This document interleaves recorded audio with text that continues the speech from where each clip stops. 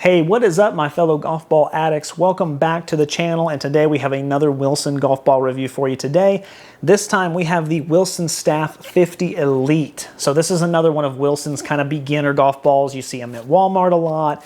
Definitely cheap. You can get them for a very low price of about $18 a dozen. So, I mean, you're talking just over $1 golf ball, which is right in line with the Zip. So if you didn't see my review a couple weeks ago, I reviewed the Wilson Zip, and I'll just be frank, it was one of the best testing golf balls I had ever done. I mean, period. The numbers were phenomenal. Everything across the board almost had just perfect ratings. So really, I just feel that with this price of it and based on what it's trying to do, I'm going to kind of compare it to that golf ball a little bit and see how the numbers are. So hopefully, maybe this one will do a little better. It'd be really tough to do that, but maybe it'll do a little better. But if not, we at least know which one to go with based on how these numbers are. So getting right into the design of the golf ball. Now, I will say first up that this golf ball I don't think is the newest model. They pretty much redesign this golf ball every year. If you look at the last few years, they change the logo up, they change where they put the numbers, and they change the shape, and they change all kinds of stuff every single year. So I don't know if they're trying to make this golf ball work. It's a little concerning to see the fact that they keep changing it so much. But this one might be a year old, it might be 2 years old. I'm not exactly sure which model it is, but that's what it looks like. This is the one. It's the Wilson Staff 50, which is a very basic logo, nice big red numbers. They did change from the normal Wilson font. They normally have like a little curvier of a letter. This one's more blockish analog. Coming over to the side now, the dimple pattern real quick, kind of reminds me of the Zip. You've got your big, you've got your medium, you got your small. It's definitely got that cheap coating on there. It doesn't feel, great, like it's going to hold a green very well. But overall, it's definitely an interesting look, but a lot of the cheaper Wilson balls I've noticed have this on it. Going over to the alignment tool, again, just kind of like the Zip, really leaves a lot to be desired. 50 Elite, very tiny, very small, tiny font, a very small, tiny arrow. When you put it down to line it up, it's very difficult to see. It's very difficult to read. It's basically useless. Basically all this is doing is telling you what kind of golf ball it is. That's about it. So other than that, it's not really impressive. So the design overall, it's really leaves a lot to be desired. Usually Wilson Staff tries to keep it simplistic, but if you look at the difference between like their simplistic, let me see if I can get that to, there you go. That's their simplistic tour ball opposed to their simplistic, that's their simplistic, this ball. As you can see, this one just looks so much more professional and better. So maybe they should have tried to do something a little crazy or wacky with this one since it's the cheaper one. But I think they're still trying to cater maybe to the older crowd, especially with this being more of a senior ball. But they can do better for sure. Okay, with that, let's get into the chipping and putting and let's see how we did there. All right, so on the chipping and putting green today with the Wilson Staff 50 Elite, the first thing I notice, of course, is that it is very soft, a very bouncy ball effect, which is the case with most two-piece golf balls, especially ones that are going to have a 50 compression. They're going to be very spongy. It's just going to be the natural order of it. And of course, because it is a two-piece and a cheaper cover, there's no checkup at all. Kind of reminds me of the last few I've tested, honestly. There just hasn't been a lot of checkup. These are going to hit the green and just roll, and they're going to have a good roll to them. So if you need, a short amount of green to work with, you're going to have to chip it on the fringe and let it release that way because you're just not going to get any spin. It does feel really good though. It is very soft, so if you love a soft golf ball, it does pass all that with flying colors, of course. Even miss hits off of the wedge still do really well. So all that checks out. The putter is, again, extremely smooth, buttery off of the putter just because it's so soft. When you hit it, it's going to travel a very, very long way and you don't have to come back that far, which is always really nice with the two-piece golf balls. And then hitting it off the toe, I really didn't get a lot of feedback either. It still had a lot of forgiveness in that area, so it didn't give a lot of feedback. It did give enough feedback, but not enough to where you immediately know and you'll feel it in your hands. But at least will forgive you enough to where your ball still go the same distance, which is really nice. So overall, an okay experience. There was nothing I saw that was just, it blew me away, but it did kind of pass most of it. Probably give it like a B grade or something like that, but overall not bad.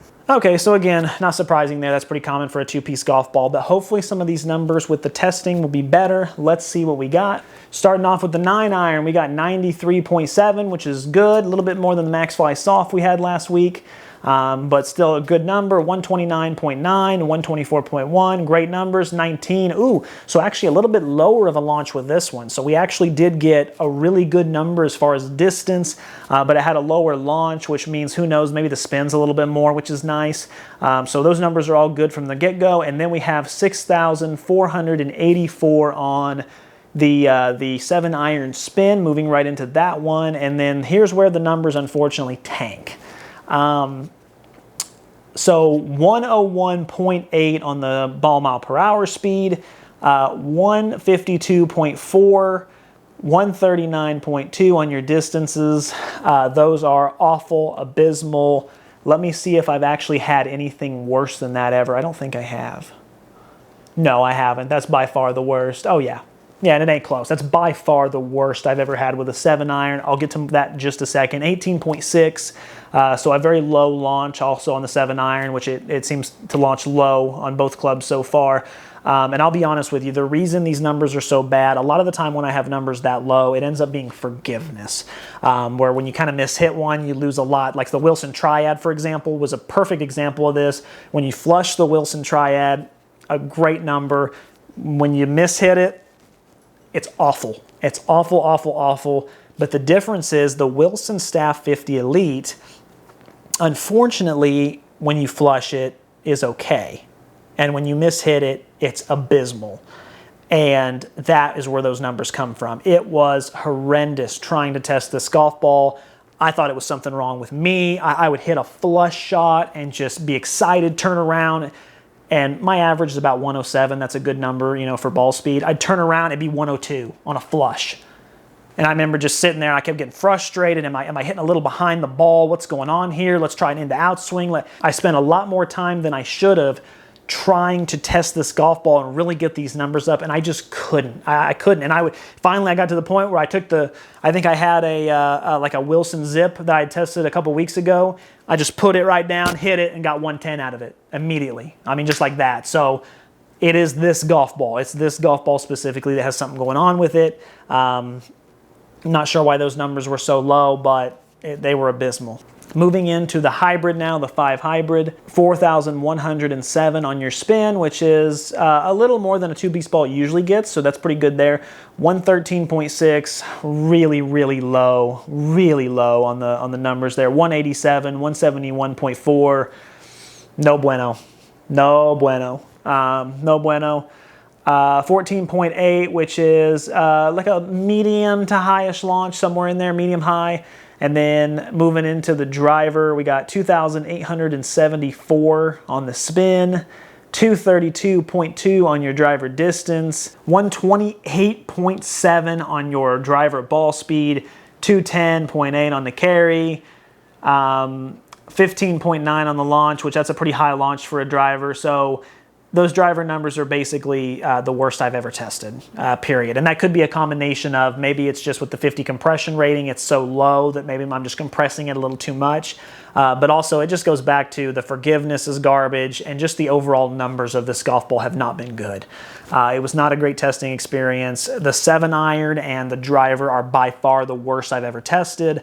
The hybrid was, if not the worst, the second worst. I'd have to really dive through those numbers and see, but it's one of the lowest for sure, top 3, bottom 3. I mean, the only thing that really tested even kind of okay is the 9-iron, which leads me to believe that it could be a compression issue, because if the 9-iron performed so well, why did the 7-iron perform so abysmally, and then why did the hybrid perform so abysmally? So there's obviously something there with the compression, but overall, not a great run for these numbers. Some of the worst I've had, probably. Durability-wise, it's not as good as the Zip. It's pretty beat up. It's pretty scratched. I mean, it's not terrible by any means. I would still rate it like a 3 or a 3.5 out of 5 based on those pictures you can see there. It's not terrible, but it is, I mean, it definitely is not what the Zip had. It's not the Max Fly just tested. It's definitely beat up, and I would say it probably only has a couple holes left before I would say it starts affecting your game. So what does that mean for who I would recommend the golf ball for? Who is it for? Well, I would say this belongs in a trash can. Honestly, if you find one of these on the course, just hit it in the water. Or I mean, just use it as a practice ball or whatever. If you got to go over some some water and it's a really risky shot, you're playing in a scramble or whatever, and you just don't care, use it. But otherwise, I would stay far, far away from this golf ball. The numbers are abysmal. And I think what doesn't help its case any is, you know, the Wilson Zip, which is basically the same price per golf ball I just tested, you know, a week ago. It was the best numbers I've ever had. So now Wilson has really, it's really weird. They've hit both sides now. They've officially had the worst golf ball I've ever tested, and they've had the best golf ball I've ever tested in the same week, which I would not have anticipated that. That's dedication right there from Wilson. I don't know if they intended to do that, but they did. So overall, the Wilson Staff 50 I would stay away from. The Wilson Zip was such a phenomenal golf ball that I can't ever imagine a scenario, hell or high water, that I would ever recommend this over the Wilson Zip or even the Cut Red or anything else. It just doesn't make biological sense. The 50 just really did not perform well. Didn't have a great feel to it. Didn't forgive that well. And the numbers were just abysmal. Honestly, they really were. So between those two golf balls, the Wilson Zip all day. And there's a lot of, check out my channel for a lot more two-piece golf ball reviews because I do have them. And there's been some pretty good ones and there's been some okay ones, but they've all been better than this, so keep looking if you're thinking about this as a possibility. Guys, keep watching to keep saving. As always, more reviews coming up soon. Thank you so much for being here.